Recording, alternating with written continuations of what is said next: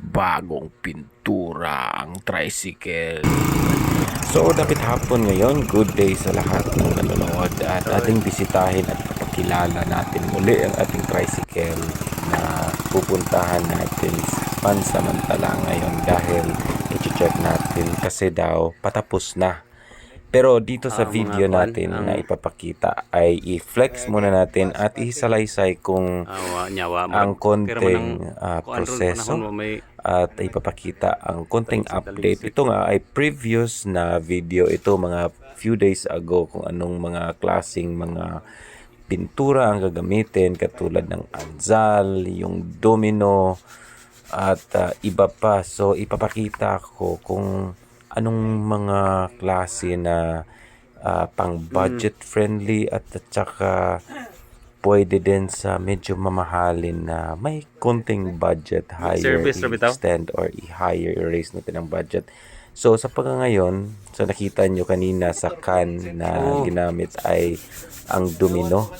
Domino yung brand na ginamit natin dito sa body filler. So ang ginawa natin pala ay in-extend or nilagyan lang ng steel top or steel roofing itong tricycle, sidecar ng ating tricycle kasi sa previous na part ng video na ito pinakita natin kung ano yung downside kung hindi steel top yung gagamitin. So ito naman magaling na pintor talaga ang tumira.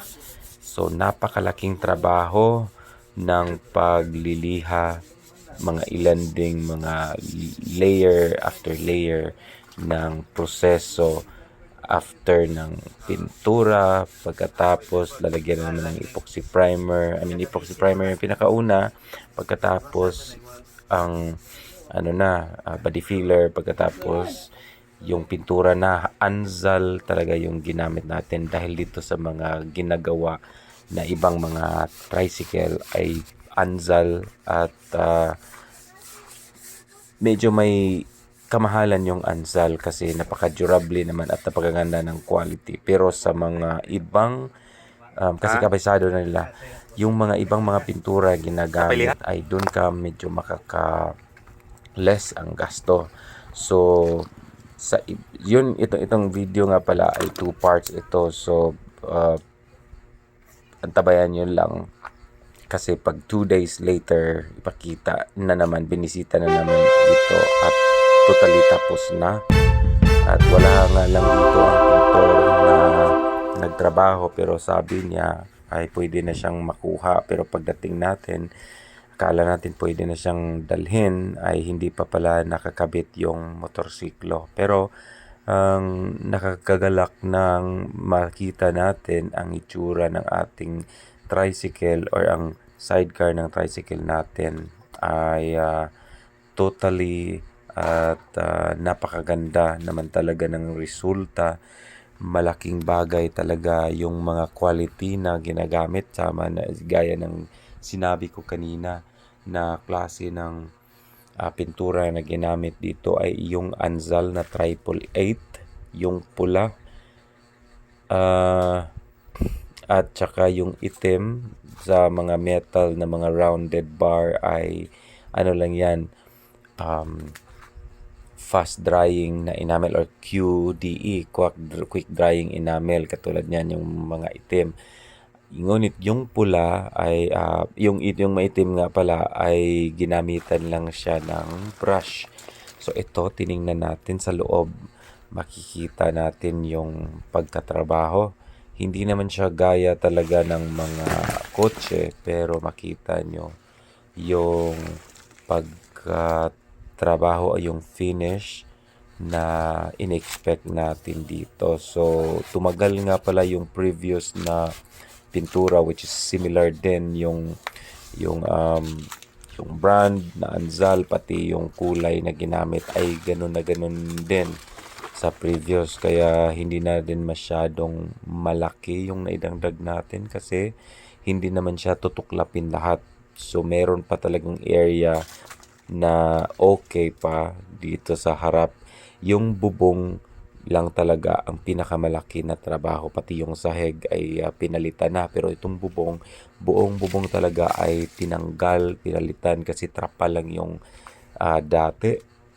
Yun naman talaga ang medyo cheaper siya, mga twice yung price pag pinapa steel top. So itong mga part na ito, napinturahan na lahat ng quick drying enamel, yung mga black.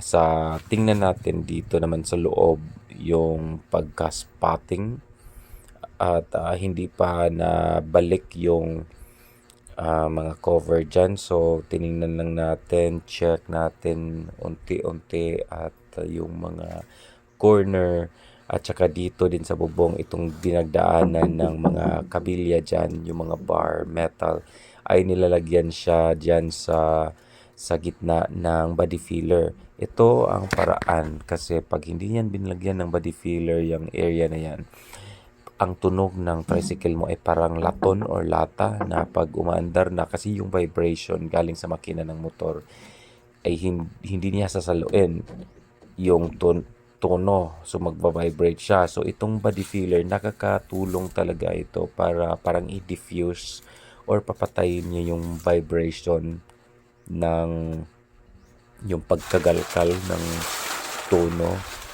tunog ng vibration at saka yung mga metal na mga connection.